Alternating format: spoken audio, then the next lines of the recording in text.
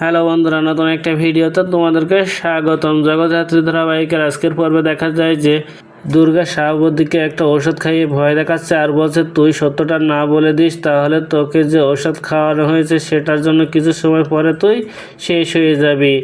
এমন কথা শুনে শাহাবুদ্দি রাজি হয়ে যায় আর দুর্গা বাবাকে ফোন করে আসতে বলে যে শাহাবুদ্দির জবানবন্দি দেবে। দুর্গা চলে গেলে স্বয়ম্ভু চলে আসে আর ভয়ে শাহাবুদ্দি সবটা বলে দেয়। দিব্যার কথা মতো সে এই কাজটা করেছে আর স্বয়ম্ভুকে ফোন করে দুর্গা জানিয়ে দেয় শাহাবুদ্দিকে একটা ভিটামিন ওষুধ খাওয়ানো হয়েছে, এতে কোনো কিছু হবে না ওর। এদিকে দিব্যা বরুণকে বলছে, আমাদেরকে জিততে হলে যে করে হোক তোমাকে বিয়ে করতে হবে পৃথাকে। বরুণ দিব্যার কথা মতো ফোন করে পৃথাকে আর বলে, আমরা আজ মন্দিরে গিয়ে বিয়ে করব। এসব কথা বলার সময় আড়াল থেকে শুনে ফেলে কৌশিকী আর ফোন করে সবটা দুর্গাকে বলে দিলে দুর্গা বলে, আমি ওই বরুণ দাসের বাবার নাম ভুলিয়ে দেবো, পৃথাকে বিয়ে করা না শুধু।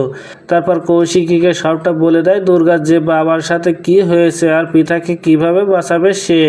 ওদিকে দিব্যা তার অফিসে বসে কাজের কথা ভাবছে আর তখন স্বয়ম্ভু সেখানে চলে আসে। স্বয়ম্ভুকে বের হয়ে যেতে বলে স্বয়ম্ভু বলে, আমার কোথাও আসতে কোনো অনুমতি লাগে না, আমি আপনাকে নিয়ে যেতে এসেছি। বাসু সেনের শেষ করার দায়। এমন কথা শুনে চমকটে দিব্যা। তো বন্ধুরা, কি ঘটতে চলেছে গল্পে এবার জানতে হলে আমাদের সাথেই থাকুন। ধন্যবাদ।